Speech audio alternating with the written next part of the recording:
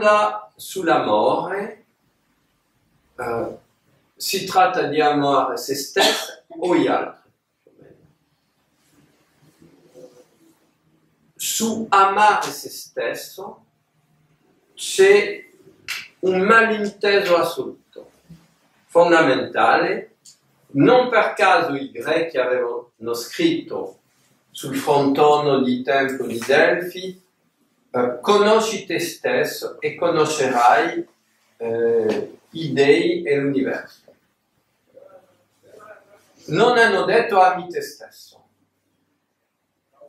hanno detto conosci te stesso.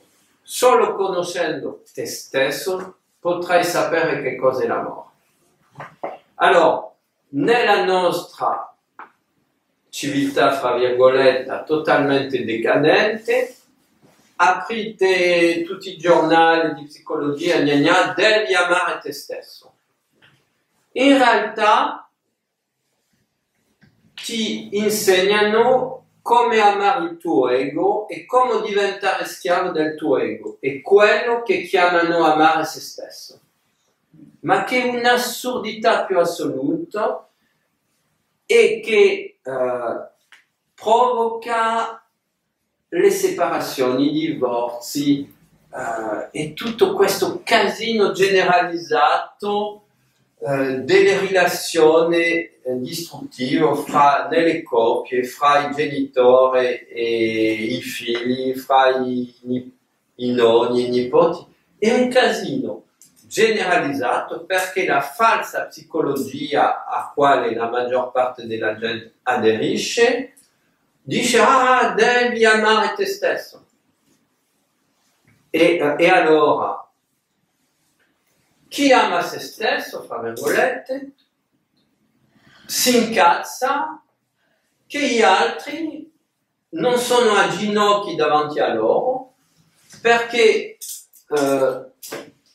confondono amare se stesso con avere potere sugli altri.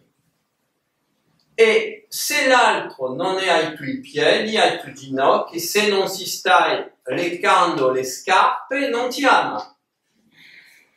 E perciò lo butti via.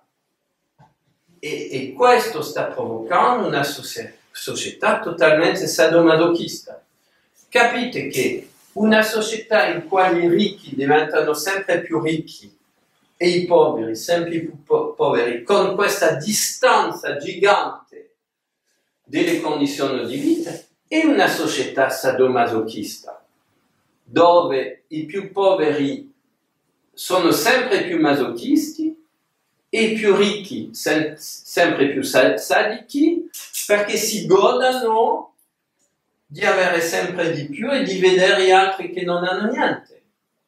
E questo è il risultato di amare se stesso nel senso in quale viene consigliato dappertutto da questa società totalmente ammalato e da questo sistema antipsicologico, perché la psicologia e la conoscenza dell'anima è proprio ciò che era iscritto sul frontono del Tempio di Delfo. La conoscenza dell'anima è il fatto di conoscere se stesso, perciò che cos'è il se stesso? L'essere umano ha due parti. Una parte animale, che è l'ego, e una parte divina, che è quella che riusciremo ad esprimere una volta che avremo trasformato tutte le limitazioni interiori e perciò tutti i programmi di sofferenza incorporati nel più profondo di noi. E la psicologia attuale è esclusivamente al servizio dell'uomo animale, perciò i grandi, fra virgolette, psicologi si mettono al servizio dei dirigenti politici per manipolare le masse, al servizio dei dirigenti economici per far vendere i prodotti.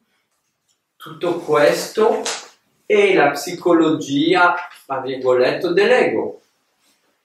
e invece di portare la gente a ricercare la sua divinità, che è solo può rendere la gente felice, perché capirei che ci sia una società basata su amare se stesso attraverso il suo ego, se questo dava felicità alla gente, ma da unicamente guerre, divisioni, separazioni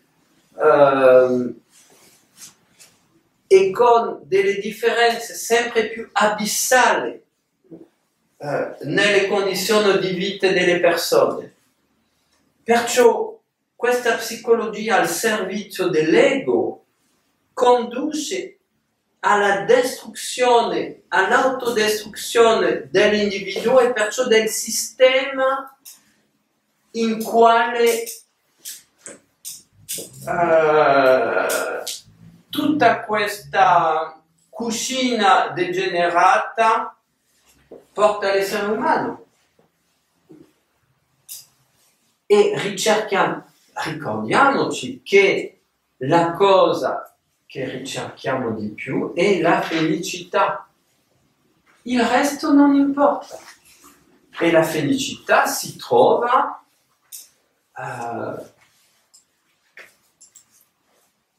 nell'amore, nella pace, nella liberazione dell'oscurità che c'è in noi, non nel culto dell'oscurità. E la psicologia, nella sua più grande parte, è al servizio dell'oscurità interiore dell'umano. Cioè, io non mi posso assolutamente